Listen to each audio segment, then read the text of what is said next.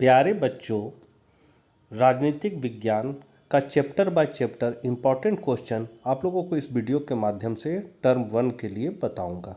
शुरू करने से पहले आपसे निवेदन है कि अपने चैनल इकोनॉमिक्स प्लस पर नए हैं तो चैनल को सब्सक्राइब कर ले, बेल आइकन दबा ले, ऑल नोटिफिकेशन ऑन कर ले और साथ ही वीडियो को राजनीतिक शास्त्र के बच्चों तक जरूर शेयर करें।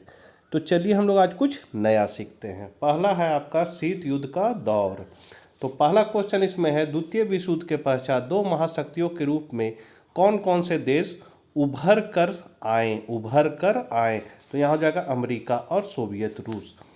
किन देशों द्वारा महाशक्ति बनने की होड़ ने शीत युद्ध को जन्म दिया था। तो अमेरिका और सोवियत संघ। नाटो में शामिल हर देश एक दूसरे की मदद करेगा। इसी प्रकार के पूर्वी गठबंधन को वार्सा संधि के नाम से जाना जाता है, जिसकी अगुवाई किसने की और इसकी स्थापना कब हुई। तो सोवियत संघ ने 1955 ईस्वी में, मतलब सोवियत संघ इसका अगुवाई किया था। 1955 ईस्वी में इसका स्थापना हुआ था। महाशक्ति के बीच खींचातानी का मुख्य अखाड़ा कहाँ बना। तो यूरोप।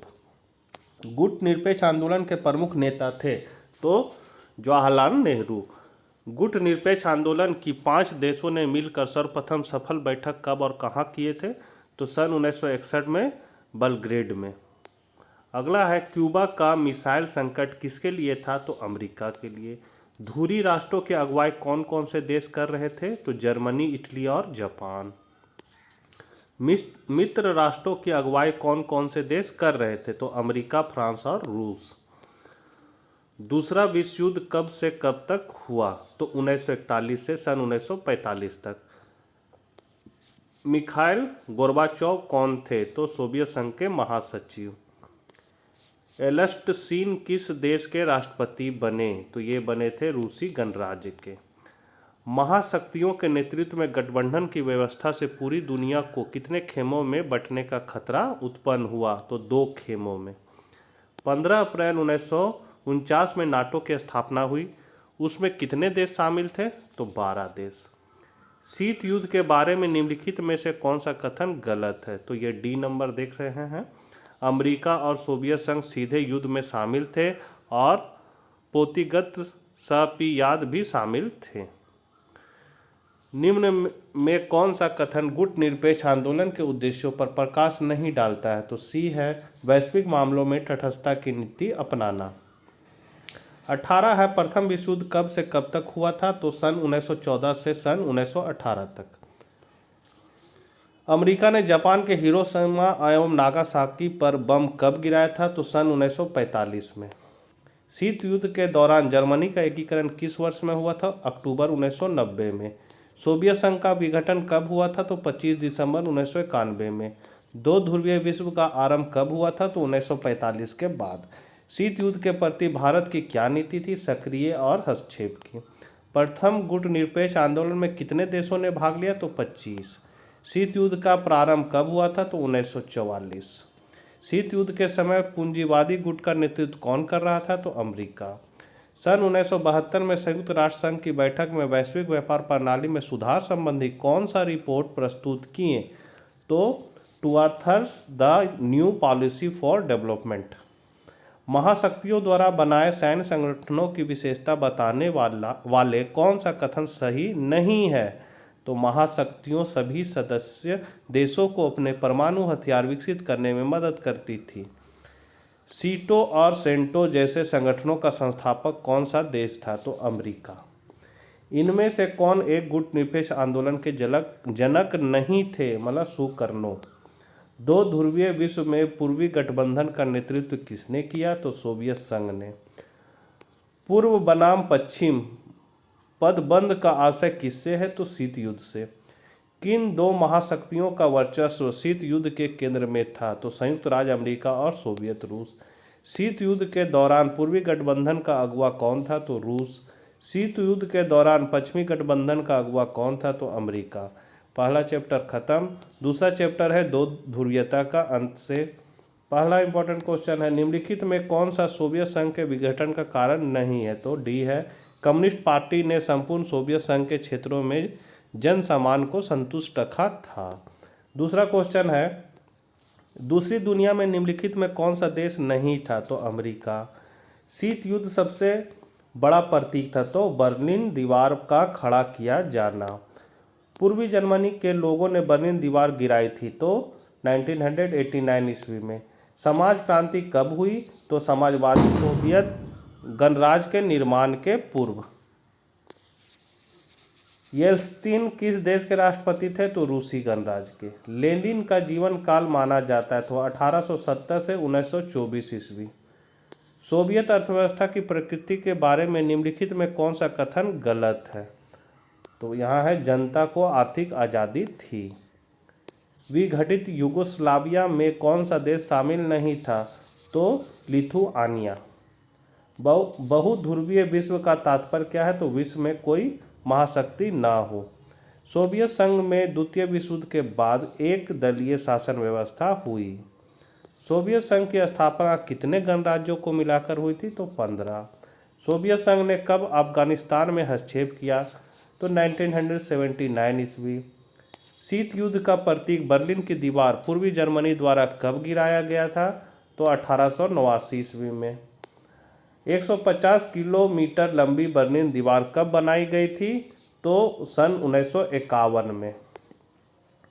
किस वर्ष की समाजवादी क्रांति के पश्चात यूएसएसआर अस्तित्व में आया? तो सन 1917। सोवियत राजनीतिक प्रणाली की धुरी कौन सी पार्टी है? तो नाजी पार्टी। व्लादिमीर लेनिन का संबंध किससे था? तो सोवियत संघ से था। निम्नलिखित में कौन सा कथन सोवियत संघ के विघटन से संबंधित नहीं था? तो लोगों के विशेषाधिकार में वृद्धि। निम्नलिखित में कौन सा राज्य बाल्टिक गणराज्य का हिस्सा नहीं था? तो रूस। विश्व राजनीति के दो ध्रुव कौन कौन थे? तो ब्रिटेन और फ्रांस। सोवियत संघ के विघटन का क्या परिणाम हुआ? तो दूसरी दुनिया का अंत हो गया। निम्नलिखित में कौन सा सोवियत संघ के विघटन का परिणाम नहीं है? तो मध्य पूर्व में संकट। शॉक थेरेपी का मॉडल किस पर लागू किया गया? तो साम्यवादी देशों पर। शॉक थेरेपी का क्या परिणाम हुआ? तो साम्यवादी देशों के उद्योग चौपट हो गए। साम्यवादी सोवियत गणराज्य के विघटन के बाद किसको सोवियत संघ का उत्तराधिकारी राज्य माना गया? तो यह रूस को माना गया। द्वितीय विश्व युद्ध के बाद अमेरिका को छोड़कर सोवियत रूस की आर्थिक व्यवस्था और संचार प्रणाली विश्व में क्या थी? तो सर्वाधिक थी। निम्नलिखित में कौन सा सोवियत संघ के विघटन का परिणाम नहीं है? तो स्वतंत्र राज्यों के राष्ट्रकुल मतलब CIS का जन्म। ये चैप्टर समाप्त हुआ। अब अगला चैप्टर है समकालीन विश्व में अमेरिकी वर्चस्व। 9/11 की घटना अमेरिका के लिए क्या स्थान रखती है? तो अब तक की सबसे बड़ी घटना रखती है। समकालीन विश्व व्यवस्था के बारे में निम्न में कौन सा कथन गलत है? तो ऐसी कोई विश्व सरकार मौजूद नहीं जो देशों के व्यवहार पर अंकुश रख सके। प्रथम खाड़ी युद्ध का संबंध था? तो किससे था? अमेरिका द्वारा अपने लगभग 34 देशों की सेनाओं के साथ इराक पर हमले से। खाड़ी युद्ध को कंप्यूटर युद्ध क्यों कहते हैं? इसमें स्मार्ट बमों का प्रयोग किया गया।